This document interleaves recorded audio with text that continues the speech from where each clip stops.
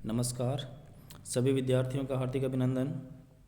हम भिक्षाचरण के नियम पढ़ रहे थे, उसके बाद में अन्न जो पूजित अन्न होता है उससे बल और वीर्य में वृद्धि होती है।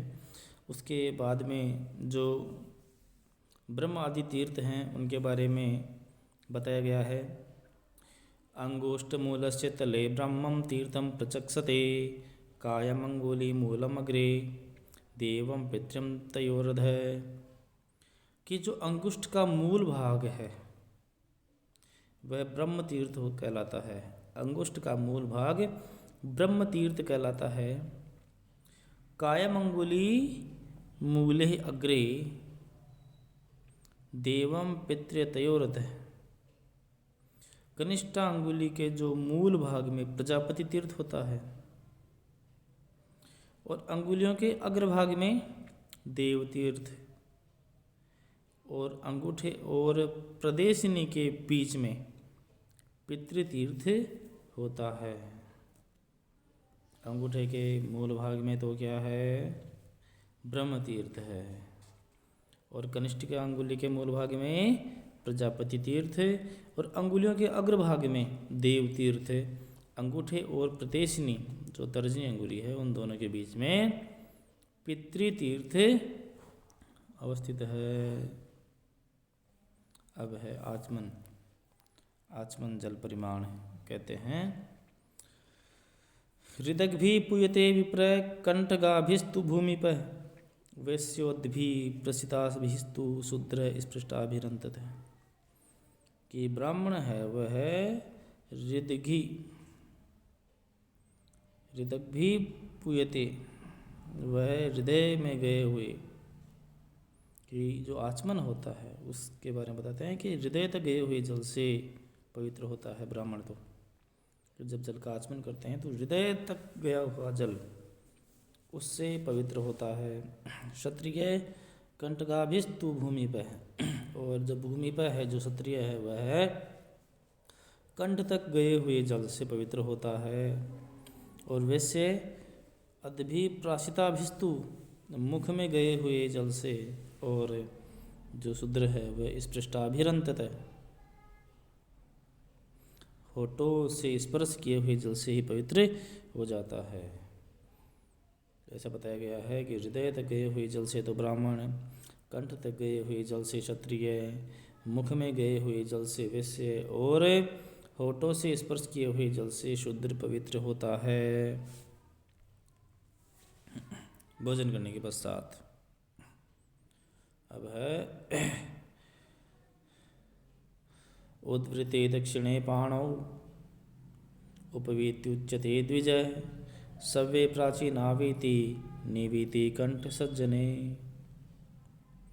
कि जब यज्ञोपवीत या वस्त्र दाहिने हाथ को बाहर निकालकर, दाहिने हाथ को बाहर निकालकर और बाएं कंधे पर रखा जाए,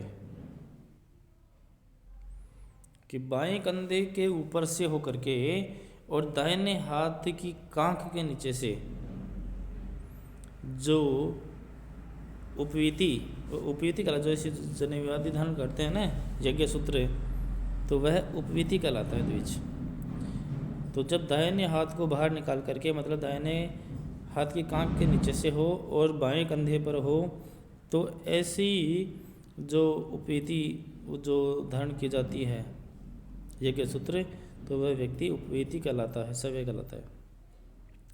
और जब सव्य प्राचीनावीति, जब बाएं हाथ को बाहर निकालकर, यानी कि बाएं हाथ की कांख के नीचे से और दाहिने कंधे पर रखा जाए, तो वह प्राचीनावीति कहलाता है, अपसव्य कहलाता है। और कंठ में पहना जाए सामने, तब वह निवीति कहलाता है। बाएं कंधे के ऊपर से तो उपवीति, दाहिने कंधे के ऊपर से प्राचीनावीति, और कंठ में पहना जाए तो निवीति कहलाता है। अब मेखलामजिनं दंडम उपीतम कमंडलूम अपसु प्राप्य विनष्टानि गृह्णतान्यानि मंत्रवते। जो मेखला, मृगचर्म, दंड, जनेऊ और कमंडलू ये काम के न रहे तो उन्हें पानी में पधरा कर मंत्र रहित दूसरे धारण करें, ऐसे फेंके नहीं इनको। अब जो केशांत संस्कार है, उस केशांत संस्कार के बारे में बताया गया है कि केशांत संस्कार की यानी कि किस आयु में केशांत संस्कार किया जाए। केशांत संस्कार किस आयु के बालक का किया जाए?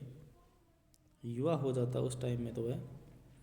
केशांत 16 वर्षे ब्राह्मणस्य विधीयते राजन्य बंधोर्द्वाविंशे वैश्यस्य द्वैदिके ततः, कि जो ब्राह्मण बालक है उसका 16वें वर्ष में केशांत संस्कार किया जाए।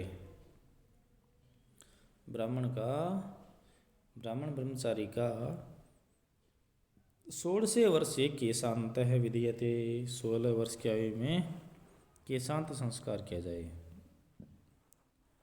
राजन्य है।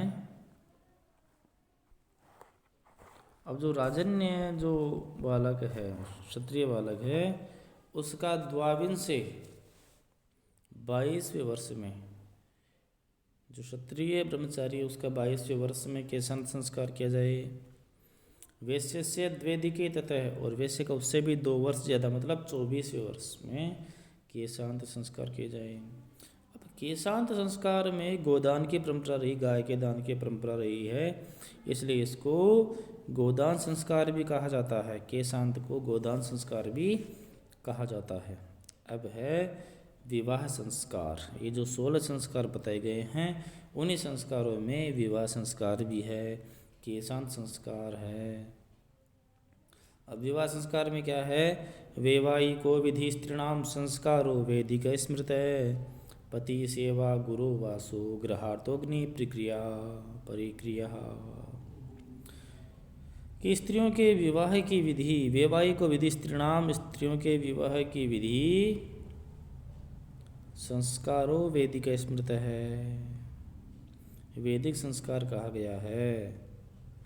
स्त्रियों के विवाह की विधि ही वैदिक संस्कार कहा गया है, यज्ञोपवीत आदि कहा गया है। क्योंकि स्त्रियों के संस्कार आदि नहीं होते हैं, ये उपनयन आदि नहीं होते हैं, इसलिए इनका जो वैदिक संस्कार यज्ञोपवीत आदि है वह विवाह संस्कार को ही माना गया है, क्योंकि विवाह में मंत्र आदि का उच्चारण होता है। पति सेवा गुरु वासो, और पति की सेवा को ही गुरुकुल में वास माना गया है। गृहार्थो अग्नि परिक्रिया, और घर का काम ही अग्नि की सेवा है। घर में जो कार्य करते हैं, खाना पकाना आदि घर का काम, तो गृह कार्य को अग्नि की सेवा और पति की सेवा को गुरुकुल का वास कहा गया है।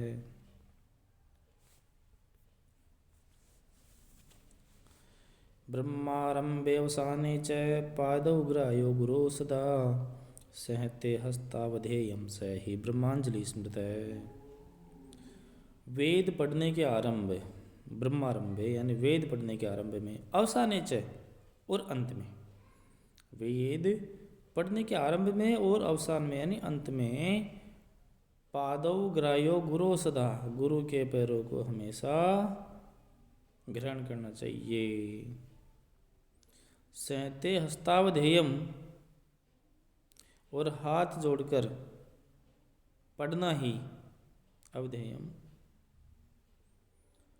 ब्रह्मांजलि स्मृत है, ब्रह्मांजलि कहलाता है। वेद के पढ़ने के आरंभ में और अंत में सदा गुरु के चरण छुएं और हाथ जोड़कर पढ़ना ही ब्रह्मांजलि कहलाता है।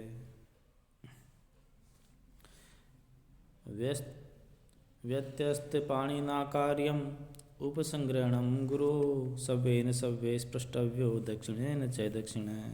अब जो गुरु के चरण स्पर्श करने की जो परंपरा है, विधि है, उसके बारे में बताया गया है कि गुरु के चरण स्पर्श किस प्रकार करें। उसके बारे में यह बताया गया है कि हाथों को एर फेर करके यानी गुरु के जो पैर हैं उसके अपने हाथों को ऐसे क्रॉस बना करके, दोनों हाथों को क्रॉस बना करके ऐसे फिर दोनों पैरों को स्पर्श करें।